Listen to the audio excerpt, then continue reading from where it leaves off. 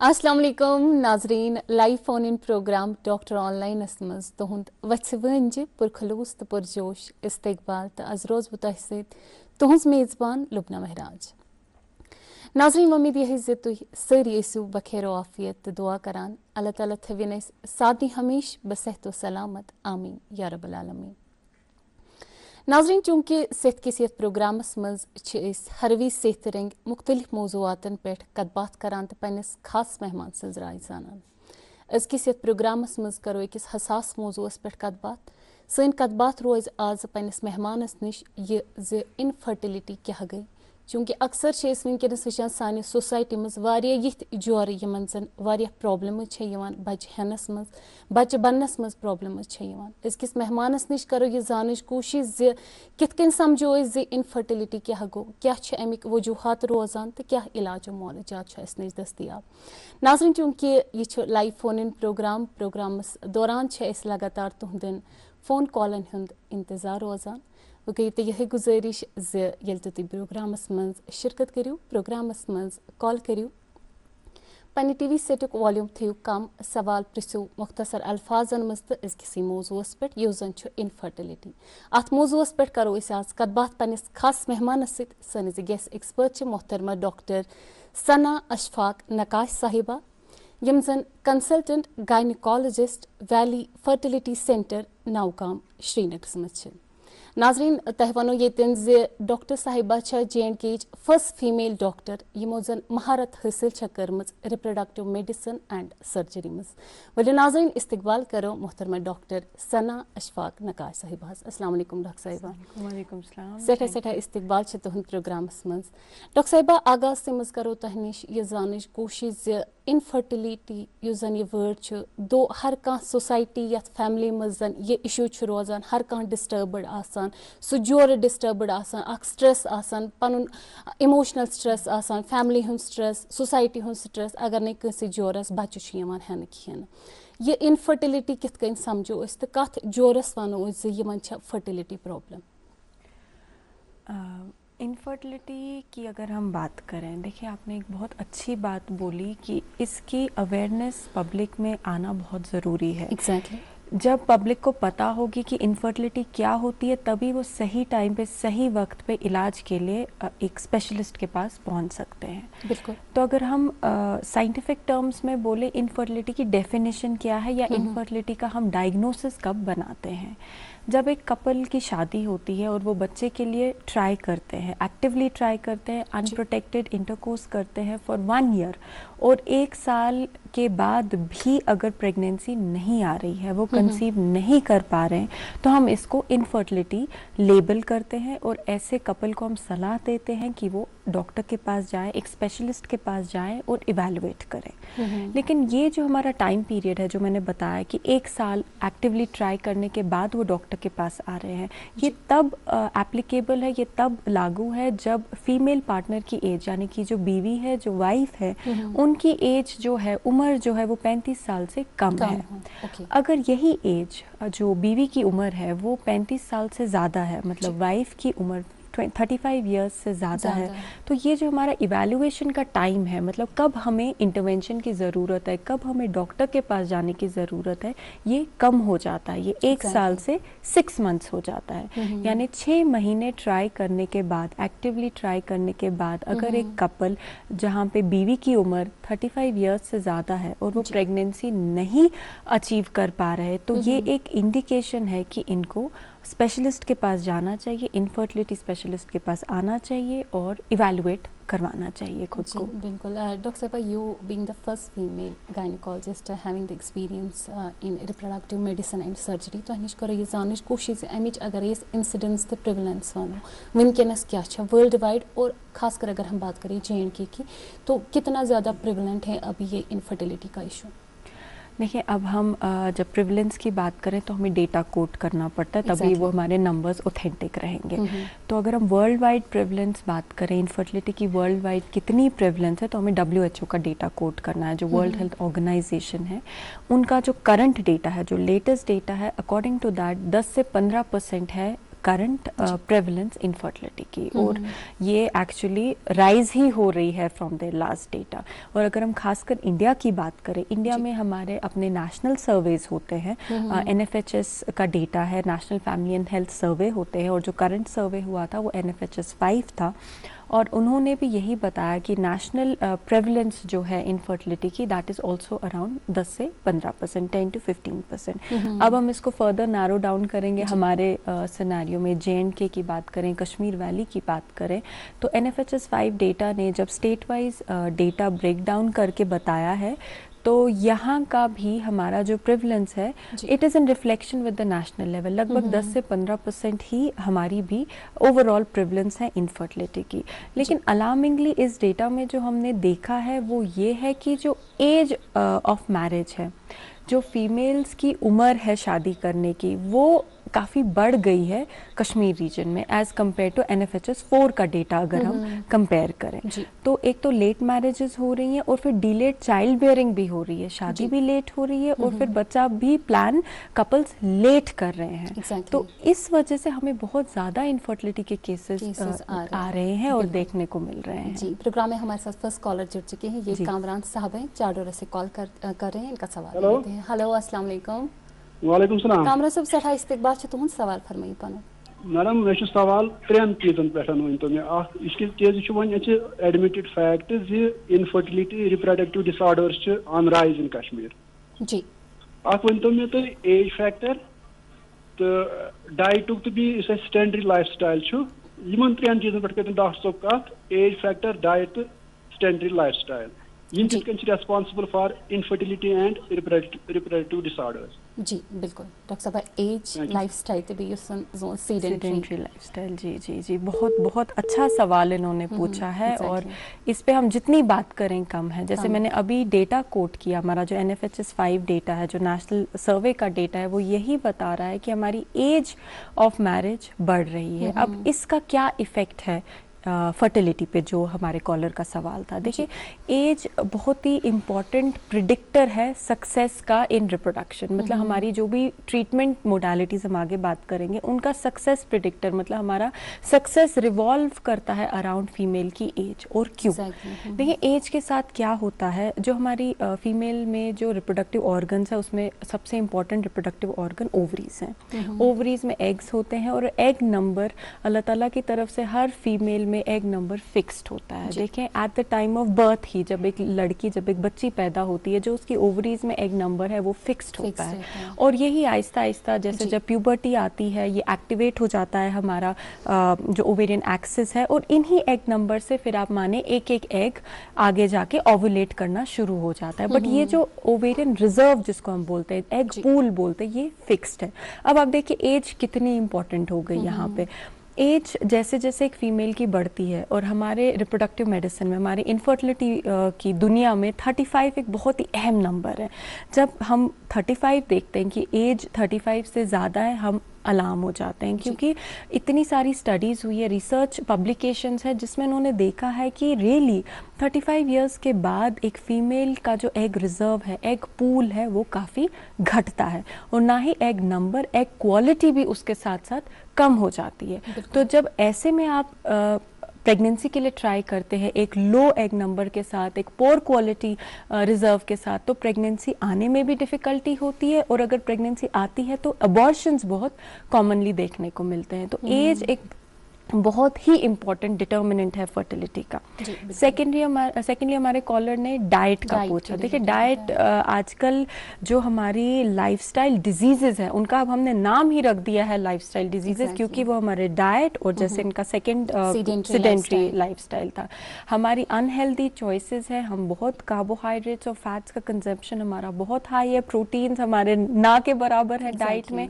हमारा काम, most of us जो भी हमारा जॉब है, बहुत सिटिंग जॉब है, सब ऑलमोस्ट सबका ही, हम एक्सरसाइज नहीं करते, और इसकी वजह से जो लाइफस्टाइल डिजीजेज है, जैसे फीमेल्स में ही मैं बोल दूं, PCOS, हमें हर घर में एक लड़की होगी, एक बेटी होगी जो PCOS से सफर कर रही है। पॉलिसिस्टिक ओवेरियन सिंड्रोम इतना कॉमन हो गया, थायराइड डिसऑर्डर्स इतने कॉमन हो गए हैं, हार्मोनल इम्बैलेंसेस इतनी कॉमन है because of our lifestyle choices. और ना ही फीमेल्स में, मेल्स में भी obesity is a risk factor for infertility. Doctor साहब तह निश करो ये जानने कोशिश ज कम कम टाइप इनफर्टिलिटी छो तुम वुछान रोजान छ। देखिए इनफर्टिलिटी की हम बात करें तो ब्रॉडली प्राइमरी इनफर्टिलिटी और सेकेंडरी इनफर्टिलिटी होती है। मैं अपने व्यूअर्स के लिए इसको थोड़ा सिंप्लीफाई करके बोलूँगी। जो कपल्स हमारे पास इनफर्टिलिटी ट्रीटमेंट के लिए आते हैं, अगर उन्होंने कभी प्रेगनेंसी अचीव नहीं की होती, यानी वो कभी भी उन्होंने कंसीव ही नहीं बिल्कुल किया होता है, तो हम उनको प्राइमरी इनफर्टिलिटी लेबल करते हैं। और अगर ऐसा कोई कपल है जिन्होंने पहले कंसीव किया होता है, मतलब उनका एक बच्चा होता है या अबॉर्शन रहा होता है प्रीवियसली, या ट्यूबल प्रेगनेंसी, आपने सुना होगा कि एक्टोपिक प्रेगनेंसी होगी, ट्यूब में बच्चा लग गया, लेकिन अब उनको डिफिकल्टी आ रही है कंसीव करने में, तो वो सेकेंडरी इनफर्टिलिटी उनको लेबल किया जाता है। जी जी बिल्कुल। आपने कॉजेज भी शायद अभी पूछा कि हमारे मेल और फीमेल में क्या। बिल्कुल डॉक्टर साहब, कॉजेज पे भी फर्दर हम आएंगे। हमारे साथ नेक्स्ट कॉलर जुड़ चुके हैं, तौकीर साहब हैं कुलगाम से जुड़ चुके हैं हमारे साथ, इनका सवाल ले लेते हैं। हेलो अस्सलाम वालेकुम। वालेकुम अस्सलाम। तौकीर साहब फरमाइए पनो सवाल। मैडम तो छो ठीक? शुक्र अल्हम्दुलिल्लाह, तो छो ठीक पे? अल्हम्दुलिल्लाह। इस तौकीर अहमद अर्ज करना कोलगाम डिस्ट्रिक्ट पे। इस्तकबाल छ तुहुन सवाल फरमाइयो क्या छ यसन जानन। अस गोड़े सठा शुक्रगुजार डीडी काशरी यमो जन अतन काबिल तरीन डॉक्टर अन सठा शुक्रिया। तो तमो दित अस रत तो असल मशवर। बिल्कुल फरमाइयो मैं पनो सवाल। अस अर्ज यह कि अस बयका दिन अहन तमन 5 वरी पे बच्चे कह जी 5 वरी पे छुक बच्चे कहें इन वस क्या तह बयकने बे ब्या सवाल जी फरमाइयो। तुम वन डॉक्टर साहब डाइट कम एहतियात मतलब खान चन कम एहतियात पन अत मज कर। जी डॉक्टर साहब आप इंटरेक्ट करेंगे इनके साथ। हाँ, इन्होंने कहा कि 5 साल हो गए हैं शादी को और अभी कंसीव नहीं कर पाए। तो देखिए हमें इनको इवैल्यूएट करना ज़रूरी है। हमें दोनों को, हस्बैंड वाइफ को, दोनों को देखना बहुत ज़रूरी है कि हमें देखना है कि वजह क्या है कि 5 साल हो गए हैं शादी को और बच्चा नहीं हो रहा। हस्बैंड का भी टेस्ट करना ज़रूरी है, उनका सीमन एनालिसिस करना ज़रूरी है। मैडम जी ऑलरेडी हमने उनको डॉक्टर साहब ने बोला जी, उन्होंने बोला कि आप इनको ट्यूब टेस्ट करो और मेल को सुपर कम टेस्ट कीजिए। जी बिल्कुल बिल्कुल, दोनों का टेस्ट करना वो नॉर्मल है। वो नॉर्मल आए हैं टेस्ट, वो नॉर्मल है। देखिए जब हम टेस्ट करते हैं, सीमन टेस्ट करते हैं और वाइफ की तरफ से हम ट्यूब्स देखते हैं, उनकी एज कितनी होगी, उम्र क्या होगी उनकी? मेल की एज 34 और फीमेल की एज 31 होगी। 31 होगी, ठीक है। तो जब हम मेल का सीमन आप बता रहे हैं नॉर्मल है और वाइफ के ट्यूब टेस्ट किया है आपने, वो नॉर्मल है, और अगर उनके पीरियड्स रेगुलर है, मतलब उनके साइकिल्स टाइम से आ रहे हैं, उसमें कोई डिले नहीं है उनके पीरियड्स में, वो रेगुलर है साइकिल्स उनके, मेंस्ट्रुअल साइकिल यमन रेगुलर रोजान टाइमस पे चुका पीरियड्स गसान। मे पता मैं तो वन तो मगर तेज जानकारी ऐसा उसकी नॉलेज तो नहीं है इनको, बट जी वही देखिए जी कंसीव नहीं कर पाए कर पा रहे हैं। तो कई बारी क्या होता है, मेंस्ट्रुअल साइकिल्स हमारे रेगुलर नहीं होते हैं, साइकिल्स रेगुलर नहीं होते हैं, तो वो एक इंडिकेशन है कि ओव्यूलेशन हर साइकिल में नहीं हो रही है, मतलब एग नहीं बन रहा।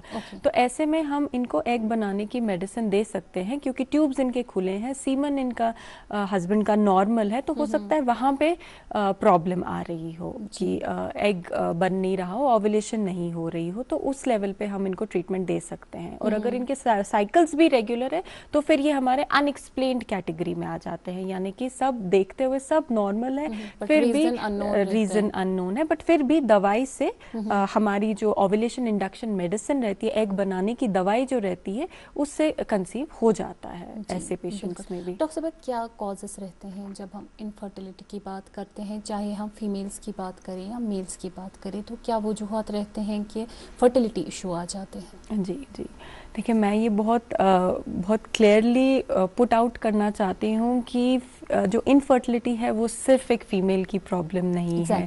ये हमें हमारी सोसाइटी में ये बात बहुत लाउड एंड क्लियर मैसेज आगे जानी चाहिए कि इनफर्टिलिटी एक कपल की प्रॉब्लम है। देखिए, हस्बैंड वाइफ दोनों का एक बच्चा होता है, ना बच्चा सिर्फ माँ का होता है ना ही सिर्फ बाप का होता है। तो इवैल्यूएशन भी इनफर्टिलिटी की जब हम बात करें, कॉजेज में भी हस्बैंड भी उतना ही रिस्पॉन्सिबल है जितनी फीमेल है। और अब अगर हम नंबर्स की बात करें, हम स्टैटिस्टिक्स को कोट करें, तो हमारा डेटा बोलता है 30 to 40% केसेस में सिर्फ और सिर्फ मेल रिस्पॉन्सिबल है इनफर्टिलिटी के लिए। और सिमिलरली 30 to 40% अदर केसेस में सिर्फ फीमेल रिस्पॉन्सिबल होती है इनफर्टिलिटी के लिए।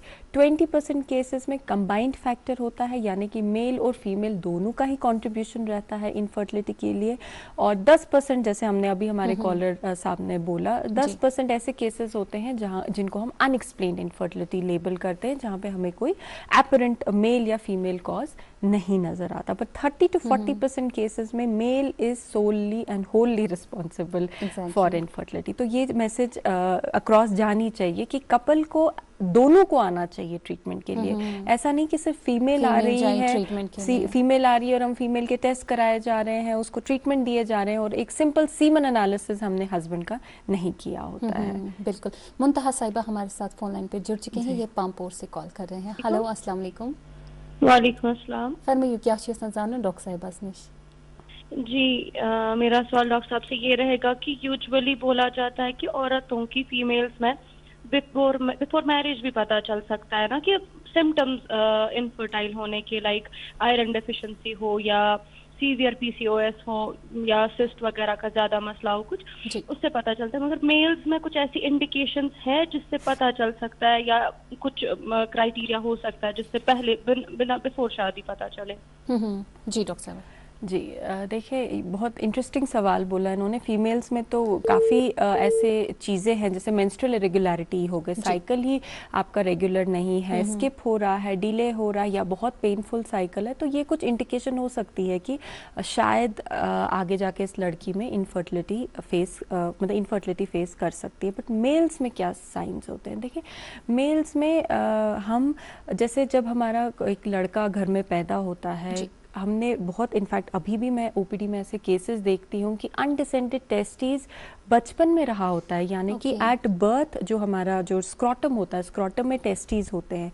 बट कई बच्चों में ऐसा होता है कि वो डिसेंड नहीं किए होते हैं, वो एब्डोमेन में ही, मतलब पेट में ही वो टेस्टिस रह गए होते हैं, वो नीचे अपनी जगह नहीं आए होते हैं और वो मिस हो गया होता है समहाउ, या तो घर पे डिलीवरी हुई होती है या नहीं एग्जामिन किया होता है। तो ये बच्चा सर्जिकली इसमें हम ये करेक्ट नहीं करते हैं। ये इस बच्चे में सर्जरी होना बहुत ज़रूरी है 1 साल की उम्र तक। 1 साल एक कट ऑफ एज है कि ये टेस्टिस वापस अपनी जगह पहुंचने चाहिए।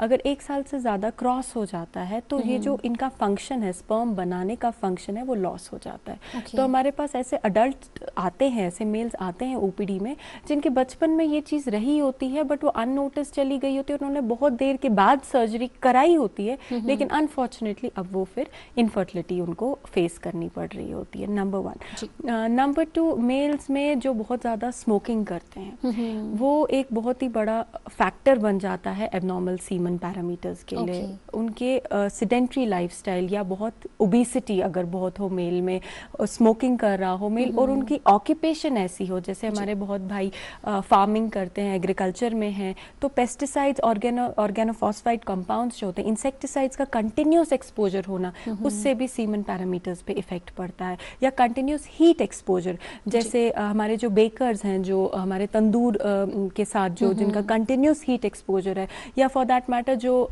भाई हमारे लैपटॉप गोद में लेके काम करते हैं और आदी हो गए हैं ब्लोवर को बिल्कुल अपने टेबल के नीचे ऑन रखना उसको कंटिन्यूसली, वो भी वो अच्छी हैबिट नहीं है, क्योंकि हमारा जो स्क्रॉटल टेम्परेचर है, जो मेल्स में स्क्रॉटल टेम्परेचर होता है, वो बॉडी टेम्परेचर से कम होता है। वो अल्लाह ताला का निज़ाम है कि वहाँ स्पर्मेटोजेनेसिस, स्पर्म का बनना उसी टेम्परेचर में होता है। तो जब ये टेम्परेचर बढ़ जाता है, स्क्रॉटल टेम्परेचर बढ़ जाता है, तो स्पर्मेटोजेनेसिस, स्पर्म का बनना खराब हो जाता है और आगे जाके फिर ये मेल्स इनफर्टिलिटी फेस करते हैं। जी बिल्कुल। डॉक्टर साहब, कुछ और ऐसे साइंस एंड सिम्टम्स रहती हैं जब हम फीमेल्स की बात करें कि उनकी अर्ली लाइफ में ही कुछ ऐसे साइंस एंड सिम्टम्स रहे ताकि वो उनको अलार्मिंग साइंस दे कि आगे जाकर इनको फर्टिलिटी का कोई इश्यू तो नहीं आ सकता है? जी जी बिल्कुल। जैसे कोई बच्ची है जिसके साइकिल्स रेगुलर नहीं है, उसके पीरियड्स टाइम पे नहीं आ रहे हैं, ये एक इंडिकेशन हो सकती है कि इसमें शायद पॉलीसिस्टिक ओवेरियन सिंड्रोम PCOS है, या इसके पीरियड स्किप हो रहे हैं, 2-2 महीने पीरियड्स नहीं आ रहे, 3 महीने पीरियड स्किप हो रहे हैं, सिर्फ दवाई से आ रहे हैं, ये एक इंडिकेशन हो सकती है। या पीरियड्स में बहुत ज़्यादा, हद से ज़्यादा पेन होना। देखिए थोड़ा सा पेन नॉर्मल है, फर्स्ट डे सेकेंड डे फिर वो खुद ही ठीक हो जाता है, दैट इज़ नॉर्मल। लेकिन पीरियड आने से पहले 5-7 दिन पहले से कंजेशन फील करना, बैक एक, लोअर एब्डोमिनल पेन, या किसी को बाथरूम जाते वक्त, स्टूल्स पास करते वक्त पेन होना, यूरिन पास करते वक्त पेन होना, और इस पेन का पीरियड्स में कंटिन्यूसली सेम इंटेंसिटी से कंटिन्यू रहना, 5-7 दिन हैवी फ्लो रहना, ये नॉर्मल नहीं है। इसका मतलब हो सकता है कि शायद एक अंडरलाइंग डिजीज़ है जिसको हम एंडोमेट्रियोसिस बोलते हैं, शायद इस बच्ची को एंडोमेट्रियोसिस है और ये आगे जाके इनफर्टिलिटी की तरह प्रेजेंट कर सकता है। एंड सिमिलरली हमारे लाइफस्टाइल चॉइसेस, हमारे अनहेल्दी लाइफस्टाइल, बहुत ज़्यादा जंक फूड लेना, अनहेल्दी खाना, एक्सरसाइज नहीं करना, बहुत वेट पुट ऑन करना, ये जो हमारे मेटाबॉलिक डिसऑर्डर्स हैं, जैसे PCOS बहुत ही बड़ा मेटाबॉलिक डिसऑर्डर है जो बहुत लाइफस्टाइल डिपेंडेंट है, तो बहुत हमारी बच्चियों को, बहनों को PCOS फेस करना पड़ता है और इसकी वजह से फिर इनफर्टिलिटी फेस करनी पड़ती है। डॉक्टर साहब, जैसा कि आपने शुरुआत में भी फरमाया कि PCOS का जो आज हम देखते हैं हर एक फैमिली में हम देखते हैं ये प्रॉब्लम हो चुकी है, और अब अगर वो फीमेल हैं उनको हर कोई रिकमेंडेशन देता है कि आप इसकी अर्ली शादी करो, या अगर ट्रीटमेंट करना है शादी से पहले ट्रीटमेंट मत करो, इनको फिर बच्चा बनने में प्रॉब्लम हो जाएगी, तो ये किस हद तक सही है? और अगर इसको PCOS है, इनको ट्रीटमेंट कब लेना चाहिए? क्योंकि अक्सर वनकस सोसाइटी में ज़ाना ये मत करो जल्दी खानदर, बट शादी से पहले ट्रीटमेंट मत करो, बच्चा बनने में फिर प्रॉब्लम हो जाएगी, तो ये किस हद तक सही है? देखिए PCOS एक पॉलीसिस्टिक ओवेरियन सिंड्रोम, इसको सिंड्रोम बोला ही इसलिए जाता है क्योंकि इसमें बहुत सारी मैनिफेस्टेशंस होती हैं। इनफर्टिलिटी सिर्फ इनमें से एक मैनिफेस्टेशन है, ठीक। तो शादी से पहले ये मेंस्ट्रुअल इरेगुलरिटी की तरह प्रेजेंट करता है। इनफैक्ट शादी के बाद भी इसका सबसे प्रिडोमिनेंट सिम्टम होता है कि मेंस्ट्रुअल इरेगुलरिटी होती है, या तो डिले होते हैं साइकिल्स, या साइकिल स्किप हो जाते हैं। तो उस टाइम पे जब हमारे पास कोई बच्ची ट्रीटमेंट के लिए आती है, हमारा फोकस रहता है कि इनके हमें साइकिल्स रेगुलराइज करना है, क्योंकि उस टाइम पे फर्टिलिटी हमारा कंसर्न नहीं होता। और इनफर्टिलिटी जब ये प्रेजेंट करते हैं हमें शादी के बाद, जब यही बच्ची आती है हमारे पास कि हम मेरे, तब भी उसके पीरियड्स इरेगुलर ही होते हैं, वो तब भी यही बोलती है कि पीरियड्स इरेगुलर हैं, टाइम से नहीं आते, डिले होके आते, लेकिन अब प्रेगनेंसी भी नहीं आ रही। तो उस टाइम पे हमारा बेसिकली जो ट्रीटमेंट होता है वो होता है ओव्यूलेशन इंडक्शन, क्योंकि PCOS में कॉज इनफर्टिलिटी का और मेंस्ट्रुअल इरेगुलरिटी का ये है कि एग नहीं बनता, खुद से हमेशा ओव्यूलेशन नहीं होती, उसकी वजह से पीरियड्स भी इरेगुलर होते हैं, और जब कंसीव करने की कोशिश करते हैं तो प्रेगनेंसी भी नहीं आती। तो इससे हम मेडिसिन देते हैं एग बनाने की, ओव्यूलेशन कराने की, और जब वो एग बनता है इंशाल्लाह, जब वो फर्टिलाइज होता है तो प्रेगनेंसी लाता है, और अगर फर्टिलाइज नहीं होता है तो पीरियड्स इनके रेगुलराइज हो जाते हैं। जी बिल्कुल। दिल्ली से हमारे नेक्स्ट कॉलर जुड़ चुके हैं, ये S सिंह बात कर रहे हैं, इनका सवाल ले लेते हैं। Hello hello hello hello. हाँ, मैं दिल्ली से तस्वीर से बोल रहा हूँ। जी सर, आपका बहुत बहुत इस्तकबाल है प्रोग्राम में, सवाल पूछे अपना। हाँ, मेरा बेटा और बहू जो है उनको कंसीव करने में प्रॉब्लम हो रही है जी। बेटे की एज जो है वो 39 है, और बेटे की जो डॉटर इन लॉ है 28 है। तो उन्होंने कंसीव किया था, उसमें ट्यूब प्रेगनेंसी हो गई थी, एक तरह की ट्यूब निकालनी पड़ी फिर ऑपरेट करके। तो उसके बाद में जो है उनको IVF कराया, तो उनको IVF वाले कह रहे हैं कि इनकी स्पर्म की क्वालिटी बड़ी पुअर है और एग की क्वालिटी बहुत पुअर है। इसके आगे क्या सोल्यूशन हो सकता है? जी डॉक्टर साहब, आप इंटरेक्ट करेंगे? जी जी जी, आपने बताया कि उनकी ट्यूब, एक टॉपिक प्रेगनेंसी हुई थी, ट्यूब निकल गया और उसके बाद IVF करवाया, लेकिन IVF भी सक्सेसफुल नहीं रहा। जी जी। तो उन्होंने बोला कि ये इनकी एग की क्वालिटी बड़ी पुअर है और स्पर्म की क्वालिटी भी पुअर है। जी देखिए, ऐसा हो सकता है कि जो आपकी डॉटर इन लॉ है उनका जो AMH है वो लो है। AMH एक हार्मोन है जो ओवरीज से आता है और जो एग का नंबर और क्वालिटी काफ़ी हद तक हमें बताता है। और हो सकता है आपके बेटे स्मोक करते हों या थोड़ा सा उनका वेट ज़्यादा की तरफ हो, उससे भी कई बारी हमारा जो स्पर्म क्वालिटी है, सीमन पैरामीटर्स है, उस पर इफ़ेक्ट पड़ता है। इनको एंटीऑक्सीडेंट्स दिया जा सकता है दोनों को, हस्बैंड वाइफ को, और उससे थोड़ा सा जो स्पर्म की क्वालिटी है, और अगर वो स्मोक करते हैं तो वो कोशिश करें कम कर। जी नो, स्मोक नहीं करते, बिल्कुल स्मोक नहीं करते तो उनका वेट ठीक है, नॉर्मल वेट है उनका? नहीं, ओवरवेट है। ओवरवेट है तो उससे भी बहुत सीमन पैरामीटर्स पे इफेक्ट पड़ता है।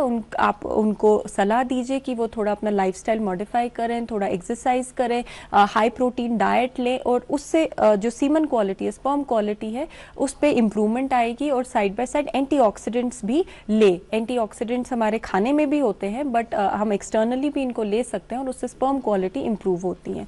और जो आपकी डॉटर इन लॉ है वो भी एंटीऑक्सीडेंट्स लें, अपना थोड़ा लाइफस्टाइल इम्प्रूव करें। अगर उनका भी वेट हायर साइड है तो थोड़ा कम करें। नहीं, वो उनका वेट ठीक है। उनका वेट ठीक है तो फिर उनको आप एंटीऑक्सीडेंट्स लेने को बोलिए। और हर बार ये नहीं होता। देखिए, अगर एक बैच ऑफ IVF, मतलब एक साइकिल ऑफ IVF में ऐसे हमने एग्स रिट्रीव किए, ऐसे एग्स का कोहॉर्ट सिलेक्ट हुआ जो पोर क्वालिटी के हैं, ज़रूरी नहीं है ये हर साइकिल में हो, ऐसा नहीं है। क्योंकि हम जब IVF साइकिल लेते हैं तो एक पर्टिकुलर बैच ऑफ एग्स को हम बड़ा करते हैं, वो उस साइकिल के एग्स होते हैं।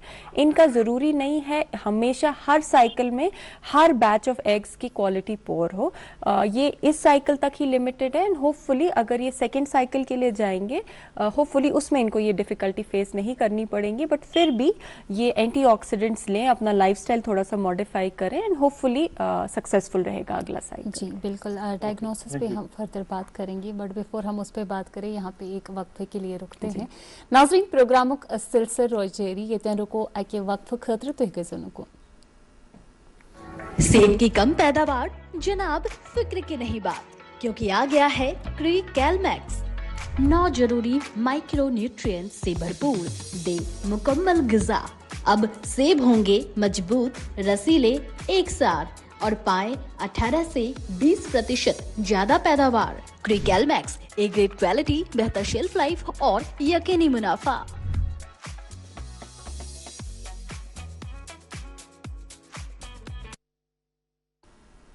नाज़रीन, वक्फ पत बे अक फेर तुहंद खैर मकदम प्रोग्रामस मज आज कत बात करान ज इनफर्टिलिटी क्या गई तो सान जोरन क्या कह दिक्कत बच्चे हेनस मज। अत मौजूस पे कत बात करान पन्निस खास मेहमान सन मेहमान डॉक्टर सना अशफाक नकाश साहिबा यम जन consultant gynaecologist valley fertility centre Naugam Srinagar मज। डॉक्टर साहिबा तह निश करो ये जानच कोशिश जन तह निश कह कपल अप्रोच करान तिम बच्चे हेन कहें, डायग्नोसिस कितन सपदान, मेल फर्टिलिटी कितन तुम चेक करान, वेदर फर्टिलिटी बराबर, इनफर्टिलिटी इश्यूज क्या रोजान, तो फीमेल फैक्टर्स कितन तुम इवेलुएट करान? जी, जैसे मैंने बताया, इनफर्टिलिटी के कॉजेज़ मेल और फीमेल दोनों के हैं। तो हमारी इवैल्यूएशन भी दोनों से ही स्टार्ट होती है। कपल हमारे पास आता है और हम अपना डायग्नोसिस हिस्ट्री से शुरू करते हैं। सिंपल सवाल जवाब कि आप क्या काम करते हैं, आप क्या करते हैं। क्योंकि जैसे मैंने अभी बताया, हमारे जो ऑक्यूपेशंस हैं वो भी कई बारी हैजार्ड बन सकते हैं इनफर्टिलिटी के लिए। जैसे अभी हमने फार्मिंग की बात की, हमने हीट एक्सपोजर की बात की, लाइफस्टाइल की बात की, ओबेसिटी की बात की। तो ये सिंपल बातचीत से ये चीज़ निकल आती है और हम ये वहाँ मॉडिफाई कर सकते हैं। हम उनको सलाह दे सकते हैं कि स्मोकिंग नहीं करनी है, लाइफस्टाइल आपको थोड़ा हेल्दी करना है। तो ये चीज़ वहाँ से शुरू होती है। फिर हम आगे बढ़ते हैं और हम हस्बैंड का सीमन एनालिसिस कराते हैं। एक सिंपल टेस्ट है जिसमें हम 3 मोस्ट इंपॉर्टेंट चीज़ें देखते हैं। नंबर 1, स्पर्म काउंट कितना है। नंबर 2, मोटिलिटी क्या है स्पर्म की। एंड नंबर 3, मॉर्फोलॉजी क्या है, यानी कि काउंट कितना है, उनकी मोटिलिटी कैसी है, और बनावट, मॉर्फोलॉजी यानी कि उनकी बनावट कैसी है। ये 3 पैरामीटर्स बहुत इंपॉर्टेंट हैं फर्टिलिटी पॉइंट ऑफ व्यू से, और हमारी डिसीजन मेकिंग के लिए भी। कई बारी हमारा ट्रीटमेंट मोडालिटी जो हम चूज़ करेंगे वो गवर्न होता है सीमन पैरामीटर्स से, राइट। और अगर सीमन पैरामीटर्स हमारे एबनॉर्मल आते हैं, सीमन एनालिसिस में कोई भी एबनॉर्मेलिटी आती है, तो हम फिर हस्बैंड का जो मेल पार्टनर है उनके हार्मोन्स कराते हैं। उनके हार्मोन टेस्ट होते हैं, FSH, LH, prolactin, TSH, testosterone, ये कुछ मेल हार्मोन्स हैं जो हम कराते हैं। और हिस्ट्री में जैसे मैंने बताया एक बहुत ही इम्पॉर्टेंट कॉज है लेकिन ऑफन ओवरलुक्ड कॉज है अनडिसेंडेड टेस्टिस। जैसे हमने बात की कि बच्चे में बेटे में टेस्टिस डिसेंड नहीं हुए थे, वो करेक्ट नहीं हुए और इनफर्टिलिटी की तरह अब प्रेजेंट कर रहे हैं, तो वो चीज़ भी हमें हिस्ट्री में सामने आ जाती है। और कई बारी हमें स्क्रॉटल अल्ट्रासाउंड भी कराना पड़ता है अगर हमें कोई सर्जिकल कॉज है, जैसे वेरिकोसील भी एक इनफर्टिलिटी का कॉज है जिसमें डायलिटेशन होती है बेसिकली वेसल्स की, वो हमें अल्ट्रासाउंड पे दिख जाता है, राइट। तो ये हमारी मेल पार्टनर इवैल्यूएशन है। जी बिल्कुल, फीमेल पार्टनर को कैसे इवैल्यूएट करते हैं फर्दर भी उस पर बात होगी। हमारे साथ नेक्स्ट कॉलर जुड़ चुके हैं, ये सोहेल साहब हैं, खानियार से कॉल कर रहे हैं। अस्सलाम वालेकुम। हेलो। अस्सलाम वालेकुम। वालेकुम अस्सलाम। सोहेल साहब फरमाइए बनो सवाल। अच्छा सवाल मैम ये आज गया लगभग 4 to 5 years गए खानदार जी अश्विन के साथ कंसीव बेबी किया गए वाले डॉक्टर साहब मगर छन कोई हिसाब किताब है जी डॉक्टर साहब तो करी इंटरेक्ट 4 to 5 वेरी गई खानदार जी 5 साल हो गए आपको शादी को और कंसीव बिल्कुल आपने एक बार भी नहीं किया? नहीं। जी आपने टेस्ट करवाए, आपने सीमेन एनालिसिस करवाया है? वो नॉर्मल? हाँ जी वो टेस्ट सारे करवाए जी, वो नॉर्मल थे सारे जी। और आपकी वाइफ के पीरियड्स रेगुलर हैं, उनके साइकिल्स टाइम से आते हैं? नहीं साइकिल्स उसके बराबर, पीरियड्स में थोड़ा सा वो होता रहता है, उन्हें पता नहीं उसमें होता रहता है, मतलब टाइमिंग का इशू। और ट्यूब्स, उनके ट्यूब्स का टेस्ट आप ट्यूब सब कुछ वो क्लियर है?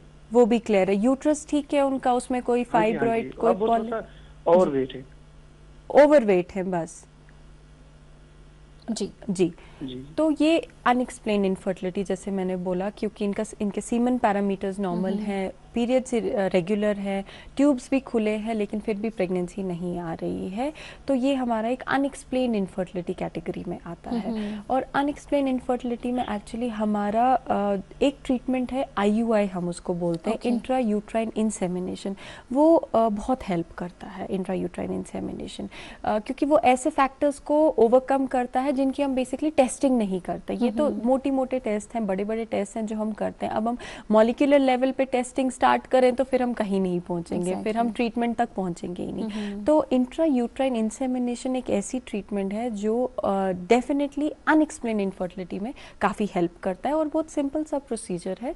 हस्बैंड का जो सीमन है हम उसको प्रिपेयर करते हैं लैब में, प्रोसेस्ड सीमन, मतलब उसको थोड़ा सा बेटर करते हैं, और eight the time of ovulation यानी कि हम फीमेल की मॉनिटरिंग करते हैं, और जब उसकी ओव्यूलेशन होने वाली होती है, रप्चर होने वाला होता है एग, उस टाइम पे वो प्रोसेस सीमन हम यूट्रस के अंदर डिपॉजिट कर देते हैं। और कई बारी अनएक्सप्लेन इनफर्टिलिटी में इट रियली हेल्प्स और प्रेगनेंसी आ जाती है। जी बिल्कुल। डॉक्टर साहब डायग्नोसिस के हवाले से हम बात कर रहे थे और आप फरमा रहे थे कि फीमेल फैक्टर्स जी रहते हैं, तो क्या क्या फीमेल फैक्टर्स रहते हैं और कैसे इवैल्यूएशन होती है इनकी? जी तो फीमेल फैक्टर इनफर्टिलिटी की बात करें तो हमारा जो रिप्रोडक्टिव सिस्टम है, ओवरीज, 2 ओवरीज है, 2 फेलोपियन ट्यूब्स हैं जो एक यूट्रस में कम्युनिकेट करते हैं। तो कॉजेज भी यहीं कहीं होंगे, या ओवेरियन कॉजेज होंगे, या ट्यूबल होंगे, या यूट्राइन कॉजेज होंगे, राइट।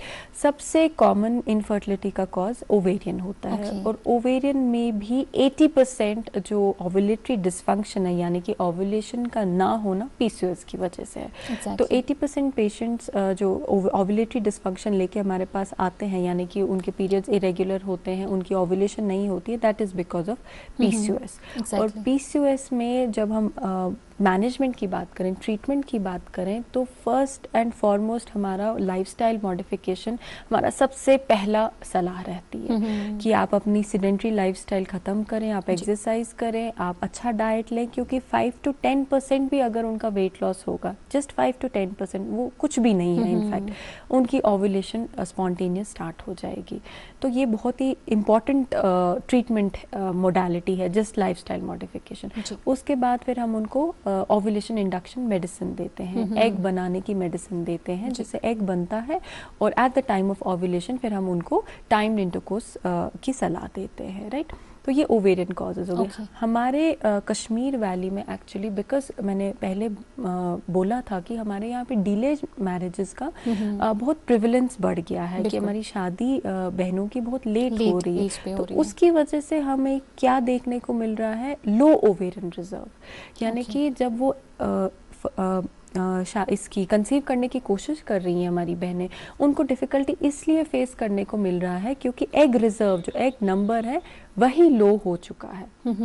AMH ही उनका लो होता है, एग नंबर एग क्वालिटी ही लो हो गई होती है। तो ये Exactly. बहुत कॉमन है, मतलब OPD में हम डेली इन एंड आउट ऐसे पेशेंट्स देखते हैं जिनका एग रिजर्व कम होने की वजह से कंसेप्शन में डिफ़िकल्टी आ रही है। जी बिल्कुल। शोएब अहमद हमारे साथ जुड़ चुके हैं, ये सोपोर से कॉल कर रहे हैं। हेलो, अस्सलाम वालेकुम।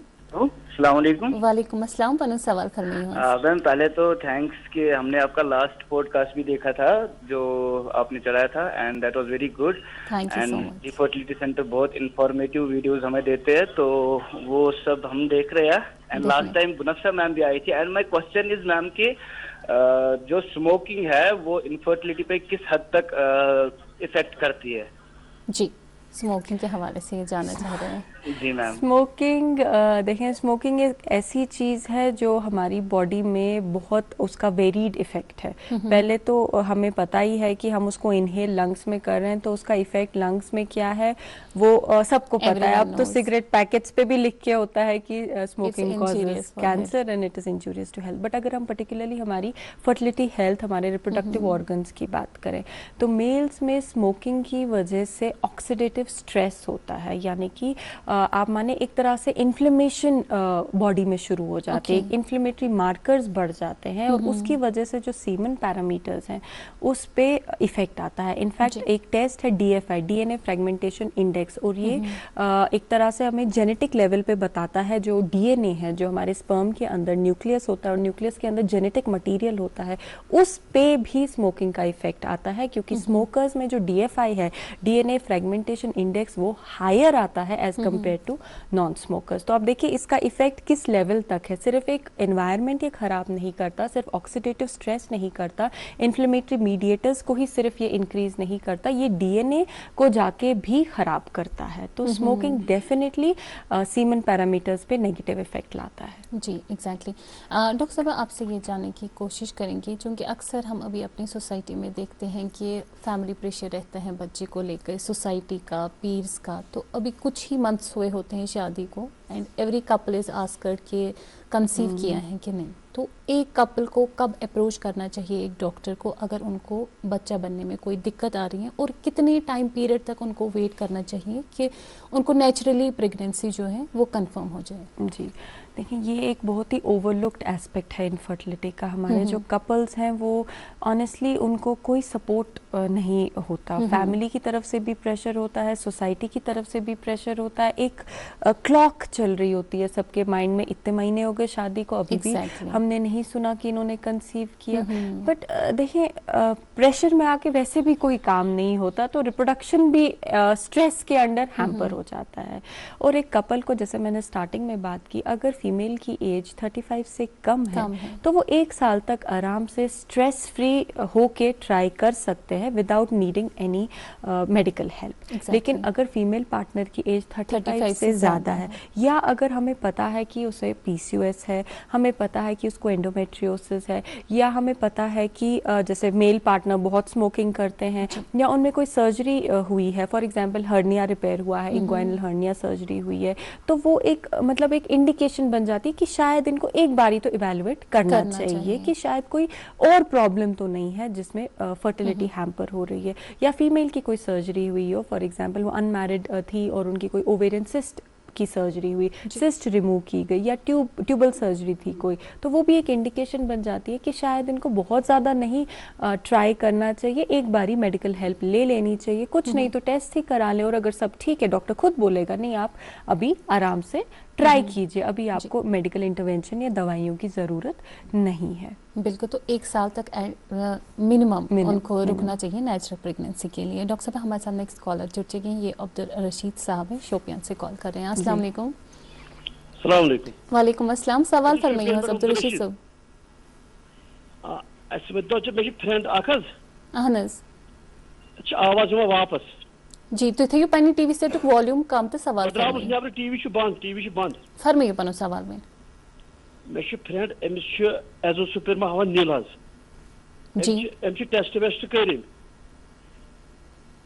मगर वमिस अंदर स्पर्म तम बनान मगर नबर स्पर्म कह अमिस ब्लॉकेज हावन अमिस खुद वन तो अमिस क्या सजा अमिस गई पूत वरी खानदरस जी जी समझ गई मैं। देखें इनके तुम वो वो स्मोकिंग इफेक्ट पेवान एजोस्पर्म पे जी तुम वो यह कत हदस तान सही मगर अड़ी सिगरेट चवान तब 4 बच्चे 5 बच्चे अत पे वन कर थोड़ा डिस्कस जी जी जी देखिए वालेकुम सलाम।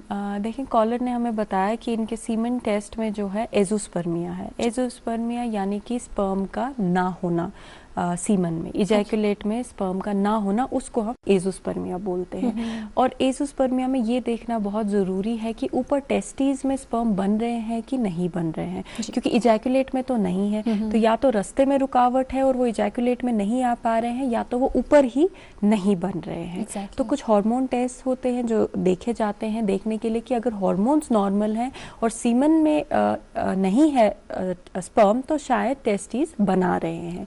और अगर टेस्टीज बना रहे हैं स्पर्म, तो इसमें हम क्या करते हैं, हम प्रोसीजर एक करते हैं जिसको टीसा बोलते हैं या टेसे बोलते हैं। टेस्टीज में से हम स्पर्म या तो एक्सट्रैक्ट करते हैं या एस्पिरेट करते हैं। एक नीडल डाल के हम वो स्पर्म निकाल लेते हैं, और उस स्पर्म को लेकिन हम सिर्फ और सिर्फ आईवीएफ के थ्रू ही यूज़ कर सकते हैं। यानी कि हम फीमेल के भी एग्स निकालेंगे और हस्बैंड के जो टेस्टीज है उसमें से स्पर्म्स निकाल के उनको फर्टिलाइज करके करेंगे लैब में, और एक एम्ब्रियो बनाएंगे, और वो एम्ब्रियो फिर हम ट्रांसफ़र कर सकते हैं फीमेल के यूट्रस में। तो ये बिल्कुल ट्रीटेबल है, ये कॉज ऑफ इनफर्टिलिटी एजोस्पर्मिया। हमारे पास बहुत मेल्स आते हैं जिनको एजोस्पर्मिया होता है, और हम उनके टेस्टीज से स्पर्म निकाल के आईवीएफ में यूज़ करके एम्ब्रियो बना के यूट्रस में डाल देते हैं, और प्रेगनेंसीज आती हैं। जी बिल्कुल। जो आईवीएफ ट्रीटमेंट हमारे पास रहते हैं वो कब आप रिकमेंड करते हैं एक कपल को?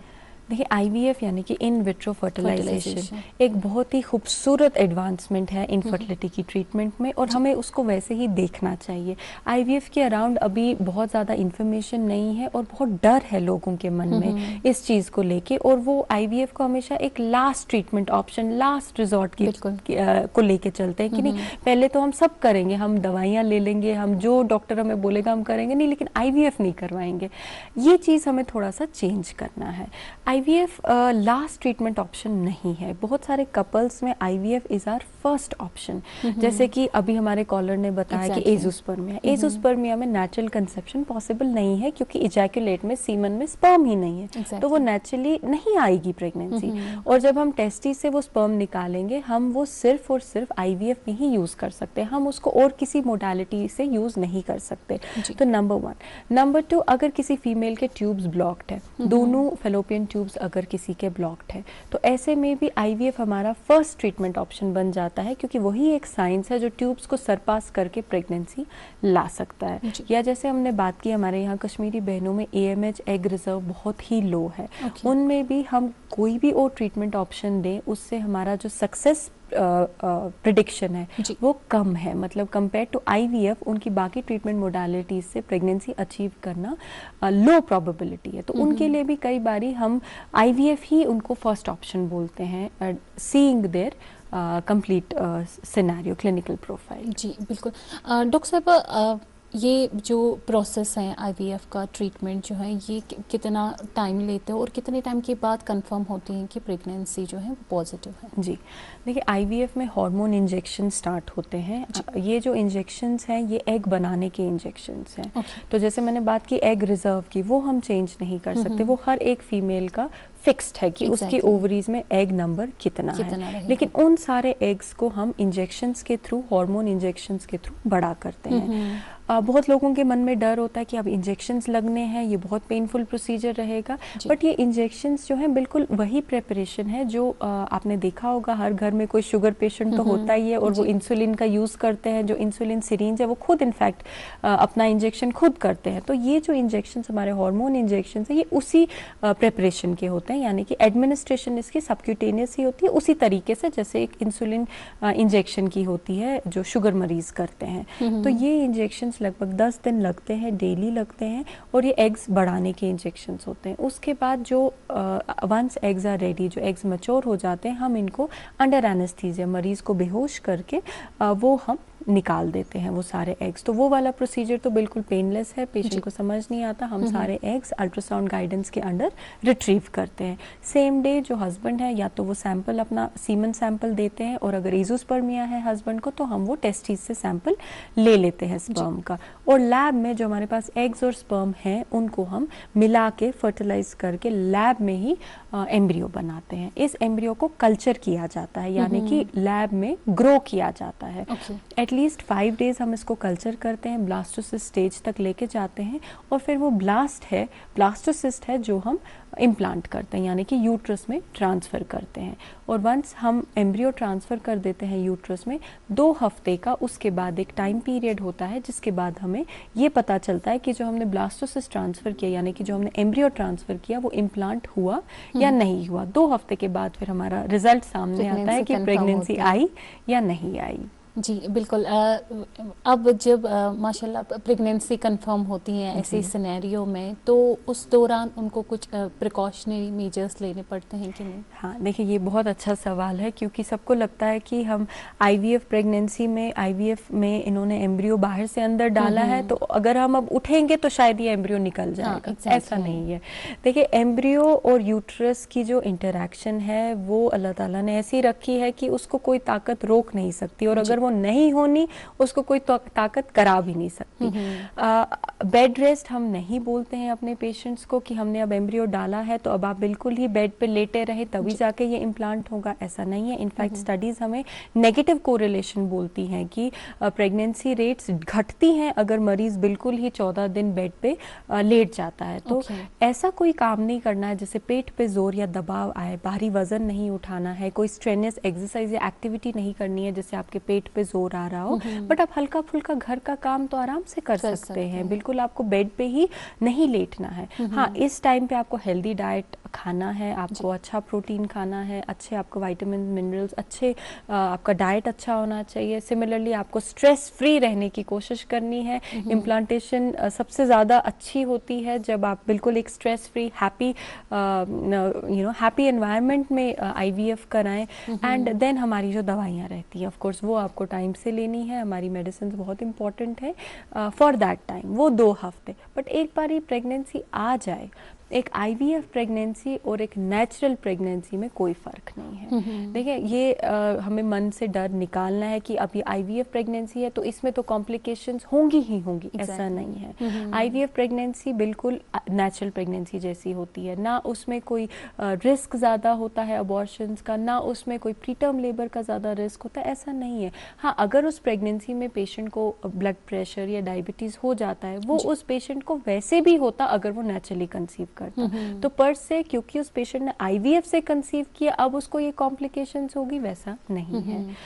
बिल्कुल। डॉक्टर साहब, अक्सर हम देखते हैं हमारी सोसाइटी में अभी भी एक नोशन है, अगर किसी को बच्चा नहीं बन रहा है, ये जो ये इनफर्टिलिटी का इशू है, हम ओपनली डिस्कस नहीं करते, ना अपनी सोसाइटी में ना अपनी फैमिली में। तो जब हम आईवीएफ ट्रीटमेंट की बात करते हैं, बेस्ट एज कौन सी रहती है? क्योंकि इनिशियली शायद जो कपल है, चाहे फीमेल हो मेल हो, नहीं बोल पाते हैं फैमिली में कि हमें प्रॉब्लम्स हैं इसलिए बच्चा नहीं बन रहा है। तो बेस्ट एज कौन सी रहती है जब हम आईवीएफ ट्रीटमेंट की बात करते हैं? देखिए आईवीएफ का सक्सेस बहुत डिपेंडेंट है फीमेल की एज पे। इनफैक्ट हमारी जो स्टडीज़ है, रिसर्च पब्लिकेशंस है जिन पे उन्होंने देखे कि आईवीएफ का सक्सेस आउटकम कौन से फैक्टर्स प्रिडिक्ट करते हैं, मतलब कौन कौन सी चीज़ें ऐसी हैं जो हम मॉडिफाई कर सकते हैं ताकि हमारा आईवीएफ सक्सेस रेट बेटर हो। और उन स्टडीज़ में नंबर 1 प्रिडिक्टर फीमेल की एज आई है। तो डेफिनेटली अगर यंगर एज पे आईवीएफ होता है तो एग क्वालिटी बेटर होती है और आईवीएफ सक्सेस रेट भी बेटर होता है एज कम्पेयर टू जब हम IVF ओल्डर एज पे करते हैं। एग नंबर भी कॉम्प्रोमाइज्ड होता है, एग क्वालिटी भी कॉम्प्रोमाइज्ड होती है, और हमारा जो एम्ब्रियो क्वालिटी है वो एग और स्पर्म की क्वालिटी पे ही डिपेंडेंट है। तो जब एग क्वालिटी कॉम्प्रोमाइज्ड होती है, हमारा एम्ब्रियो क्वालिटी भी अच्छा नहीं होता है और प्रेगनेंसी रेट्स थोड़े से डिक्लाइन हो जाते हैं। जी डेफिनेटली। नेक्स्ट कॉलर हमारे साथ जुड़ चुके हैं, ये विशाल शर्मा साहब है, जम्मू से कॉल कर रहे हैं। हेलो हेलो जी विशाल साहब, बहुत बहुत इस्तकबाल है आपका, सवाल पूछे अपना।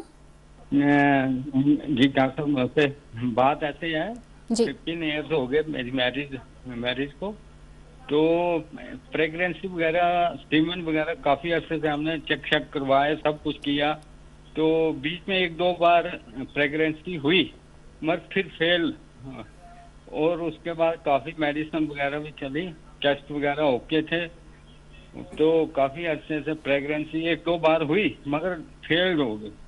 तो उसके बाद फिर हमने एक बार IVF वगैरह भी करवाया, तो उसमें भी हमें ऐसे रिजेक्ट हो गया, और तब से फिर हमने छोड़ ही दिया और मेडिसिन वगैरह। जी जी जी जी मैंने आपका सवाल सुन लिया है। आपकी वाइफ की एज क्या होगी? इस वक्त 35 होगी, 35-40 के बीच में हो गई है। 35-40 के बीच में होगी, ठीक। जी जी, जो आपके 2 पहले अबॉर्शंस रहे हैं उनकी वजह आपने इन्वेस्टिगेट करवाई, वो क्या रीजन रहा है? जी 1-2 बार तो प्रेगनेंसी हुई अचानक काफी, तो उसमें 1-2 बार कोई कम से कम 2-3 मंथ ठीक रही, उसके बाद वो उसमें कुछ प्रॉब्लम हो गई, तो फिर वो वॉशिंग करना पड़ा, तो उसके बाद कुछ टाइम काफी निकला, तो फिर हमने IVF भी करवाया, तो वो भी फेल हो गया। IVF के फेलियर की वजह एम्ब्रियो अच्छी क्वालिटी का नहीं था? क्या कुछ हम जी आपने नहीं पूछा होगा। देखिए आप कह रहे हैं कि जो आपके 2 अबॉर्शंस हुए थे वो पहले 3 महीने के बाद हुए थे, तो अक्सर जो हमारे फर्स्ट ट्राइमेस्टर अबॉर्शंस होते हैं, यानी कि पहले 3 महीने में अबॉर्शन होना, उसमें क्रोमोसोमल एबनॉर्मेलिटी यानी कि जेनेटिक लेवल पे डिफेक्ट होना एक रीज़न होता है कि इतना अर्ली मिसकैरेज हो गया, फर्स्ट 3 मंथ्स में ही अबॉर्ट हो गया बेबी। तो एक जेनेटिक एबनॉर्मेलिटी, एक जेनेटिक लेवल पे, क्रोमोसोमल लेवल पे एबनॉर्मेलिटी होना एक रीज़न हो सकता है, और यही रीज़न हो सकता है कि आपका जो IVF है वो भी फेल हुआ। हो सकता है जो एम्ब्रियो हो उसमें भी ये जेनेटिक एबनॉर्मेलिटी हो। एक टेस्ट होता है PGT, pre implantation genetic testing, जो हम IVF के टाइम कर सकते हैं। हम उसमें एम्ब्रियो डालने से पहले एम्ब्रियो की सेल लेते हैं और उसको जेनेटिक टेस्टिंग के लिए भेज देते हैं, और अगर वो जेनेटिकली नॉर्मल आता है, यानी कि इसमें कोई जेनेटिक बीमारी नहीं है इस एम्ब्रियो में, हम वही एम्ब्रियो फिर ट्रांसफ़र करते हैं। तो कई कपल्स में जेनेटिक प्रॉब्लम की वजह से अबॉर्शंस होना, एम्ब्रियो का इम्प्लांट ना होना, वो अवॉइड हो जाता है PGT से, प्री इम्प्लांटेशन जेनेटिक टेस्टिंग से। जी बिल्कुल। डॉक्टर साहब जब हम बात कर रहे थे IVF ट्रीटमेंट की, तो आप फरमा रहे थे कि कुछ ऐसे फैक्टर्स रहते हैं जो डिटरमाइन करते हैं सक्सेस रेट ऑफ IVF, जिसमें पहला फैक्टर जो है वो एज है। और कौन कौन से फैक्टर्स रहते हैं? देखिए फिर हमने जैसे बोला लाइफस्टाइल, हमारा लाइफस्टाइल बहुत इम्पॉर्टेंट है। जो ओबीस पेशेंट्स होते हैं, जिनकी लाइफस्टाइल सेडेंटरी होती है, जो स्मोकिंग बहुत करते हैं, उनमें हमें क्वालिटी ऑफ जो एग और स्पर्म है वो कॉम्प्रोमाइज्ड मिलती है। और ओबीस पेशेंट्स में हमें ड्रग का जो डोज है, IVF में जो हम इंजेक्शंस का डोज देते हैं वो भी ज़्यादा देना पड़ता है, क्योंकि ये BMI पे डिपेंडेंट है, यानी कि हमारा जो बॉडी मास इंडेक्स है, हमारा जो वेट हाइट रेशियो है, उस पर हमारा ड्रग का डोज कैलकुलेट होता है। तो हमें इनको डोज भी ज़्यादा देना पड़ता है, और काफ़ी हद तक जो क्वालिटी है वो हमें कॉम्प्रोमाइज्ड मिलती है। इनफैक्ट मेल्स में भी जो ओबीस मेल्स हैं, जो बहुत स्मोक करते हैं, या उनका ऑक्यूपेशन ऐसा है, उनका बहुत हीट एक्सपोजर वाला काम है, उसमें भी हमारा जो क्वालिटी ऑफ स्पर्म मिलता है वो कॉम्प्रोमाइज्ड मिलता है। तो ये कुछ कुछ मॉडिफाइबल फैक्टर्स हैं और कुछ नॉन मॉडिफाइबल फैक्टर्स है। कुछ ऐसे फैक्टर्स हैं जिनका हम कुछ कर नहीं सकते, राइट। बट एज, जैसे आपका पहला सवाल था कि किस एज पे एक्चुअली हमें IVF की तरफ बढ़ना चाहिए, तो कपल के लिए सही एज पे IVF करना बहुत इम्पॉर्टेंट है। अक्सर क्या हम देखते हैं कि कपल्स बाकी ट्रीटमेंट्स को ज़्यादा ये मतलब इम्पोर्टेंस देते हैं क्योंकि IVF के रिलेटेड एक डर है, तो उनको लगता है नहीं अभी हम यंग हैं, हम अभी बाकी ऑप्शंस देख लेते हैं, जो बाकी ट्रीटमेंट मोडालिटीज़ हैं उनको फॉलो कर लेते हैं।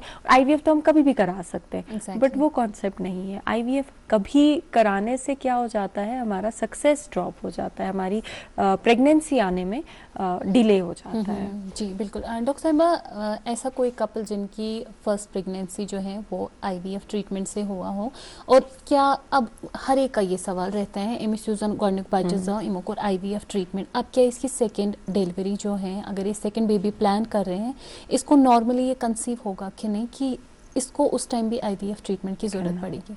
देखिए, इसका आंसर है कि हमने IVF क्यों किया, राइट? अगर हमने IVF for example mail factor की वजह से किया है, एज़ोस्पर्मिया की वजह से किया है, तो ये तो सीधी सी बात है कि सेकेंड प्रेगनेंसी में भी हमें लाने के लिए भी IVF ही करना पड़ेगा, क्योंकि वो चीज़ तो रही, वो जो बेसिक प्रॉब्लम है कि इजैकुलेट में स्पर्म नहीं है, वो तो वही है, राइट?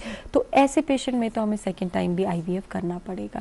बट अगर हमने IVF इसलिए किया है क्योंकि पेशेंट को PCOS है फॉर एग्जाम्पल, उसके साइकिल्स आते ही नहीं थे, इतना डिरेंजमेंट थी हार्मोन्स की कि हमेशा मेडिसिन से ही पीरियड्स आते थे, अदरवाइज तो साइकिल्स आते ही नहीं थे। हमने ओवुलेशन इंडक्शन की मेडिसिन भी दे दी, एग बनाने की मेडिसिन भी दे दी, लेकिन फिर भी एग नहीं बना, प्रेगनेंसी नहीं आई और फाइनली हमें IVF करना पड़ा। ऐसे पेशेंट में सब्सिक्वेंट प्रेगनेंसी नेचुरली भी आ सकती है, क्योंकि यहाँ पे रीज़न कुछ और था। यहाँ पे रीज़न ये था कि ओव्यूलेशन नहीं हो रही थी, हमने मेडिकल मैनेजमेंट ट्राई किया, नहीं हुआ, तो अब फिर हमने IVF का ऑप्शन दिया। बट ऐसा पेशेंट अगर हम ये वेट कम करेंगे, अपना लाइफस्टाइल मॉडिफाई करेंगे और स्पॉन्टेनियसली ओव्यूलेट करने लगेंगे, या नेक्स्ट टाइम हो सकता है कई बारी PCOS पेशेंट्स में प्रेगनेंसी से हार्मोनल माइल्यू बहुत बेटर हो जाता है, हार्मोन्स थोड़े से जो डिरेंजमेंट होती है वो बेटर हो जाती है, तो ऐसे पेशेंट्स फिर नेचुरली भी अगली बार कंसीव कर जाते हैं। बिल्कुल।